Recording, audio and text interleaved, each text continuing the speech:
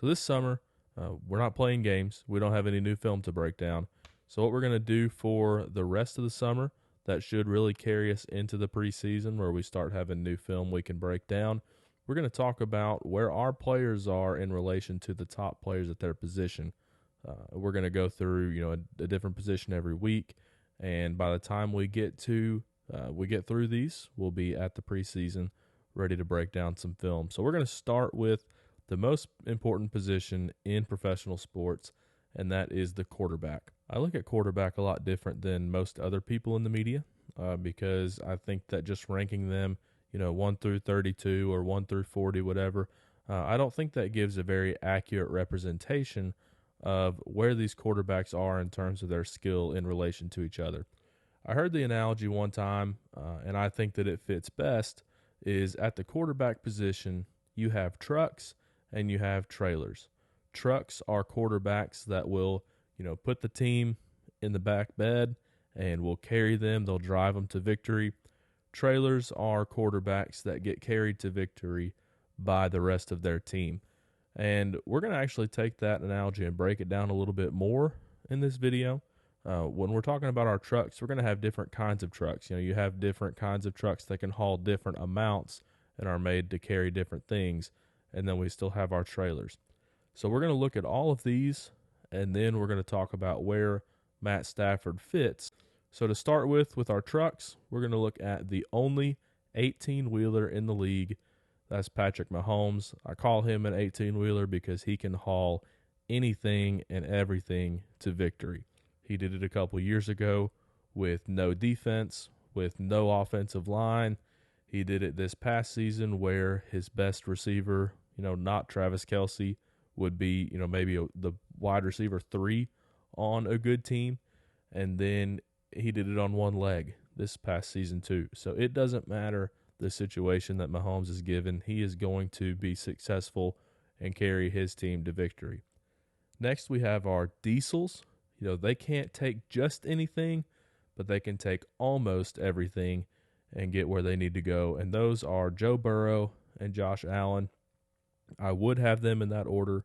I think that Burrow is significantly more consistent than Allen. I think he's a better distributor of the football.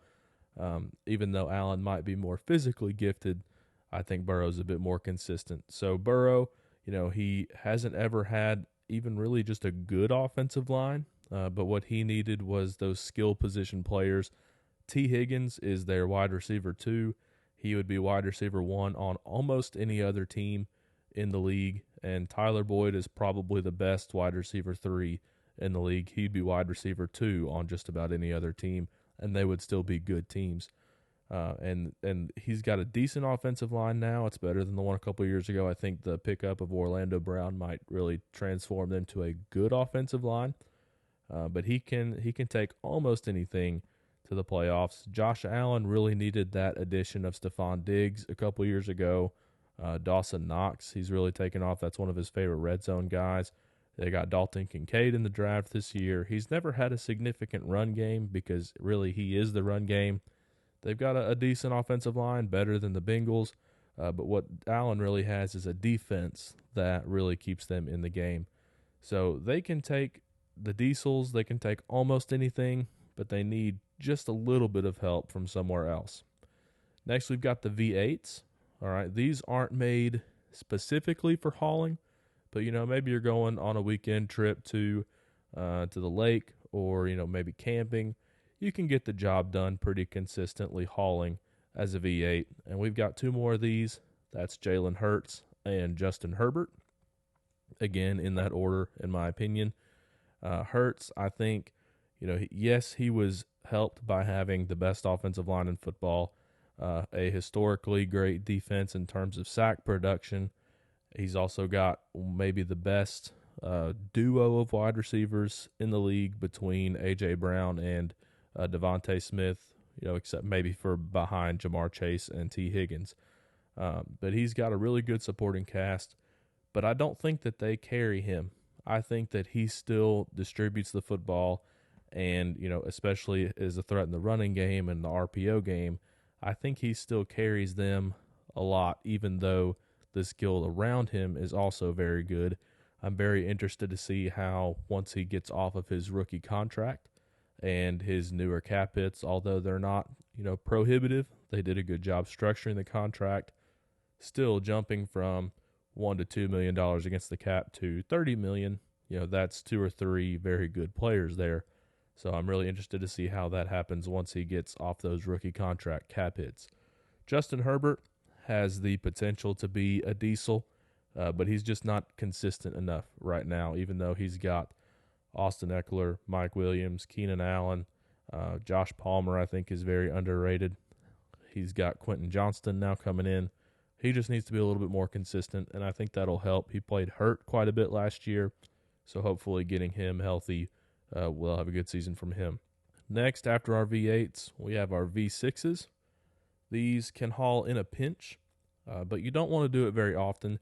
You don't want to have to ask these guys to carry the team every week or every other week, but maybe you've got your star receiver down, or maybe, your defense is down a little bit and you need to get into a shootout.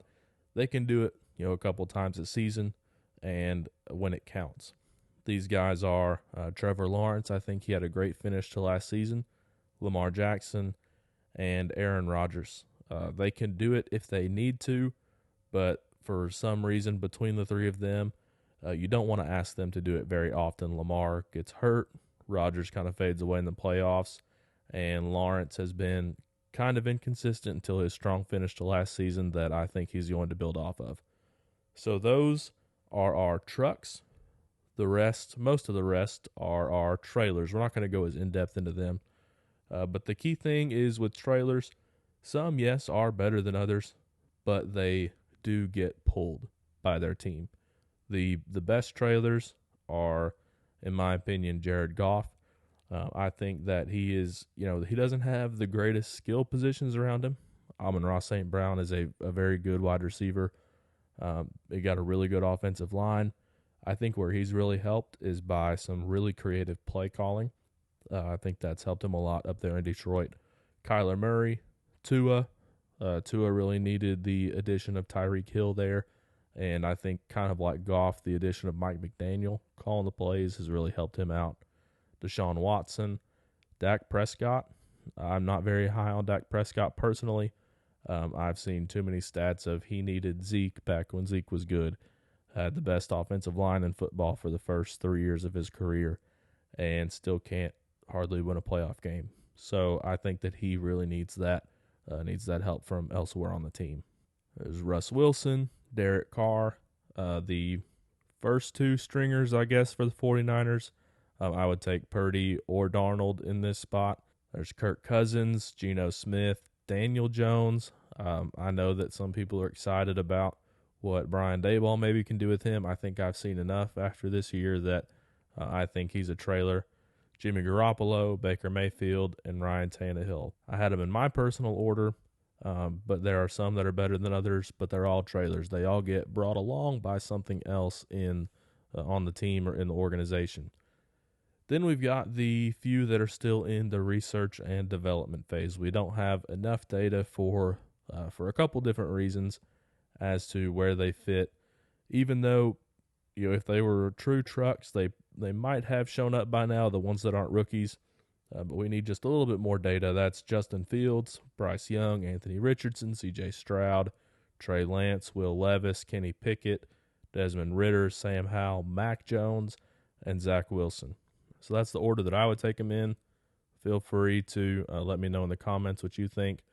But let's get to talking about where Matt Stafford falls along now that we have the full context.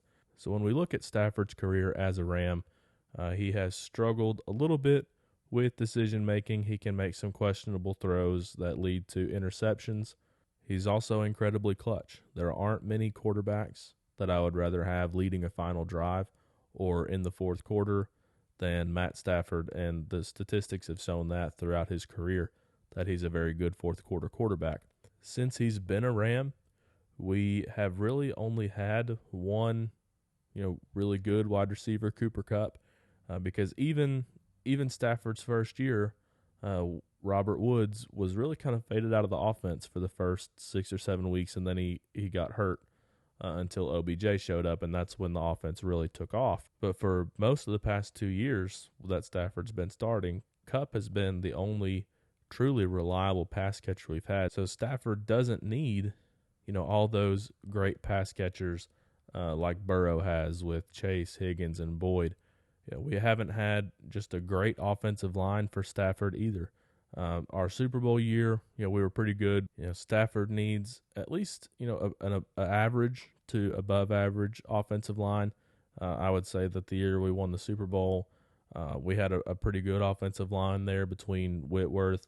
That was the season that Allen did really well and stayed healthy for most of the season. Rob Havenstein was at right tackle. And then our guards were okay. We had to shift a couple of them throughout the season.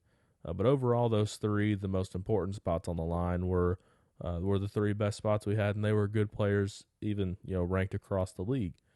And last year, we saw that when we didn't have good offensive line play, Stafford kind of took a step back, and then Kupp got hurt. So last year was really just hard to take a sample size for Stafford anyway. So where I would put Stafford in this group is I would put him as a V6 quarterback. And again, he can haul in a pinch. We don't want to ask him to do it all by himself. But if we need him to, he can do it in spurts. And I would actually put him at the top of the V6 category above Trevor Lawrence just because he's done it for longer than Trevor Lawrence.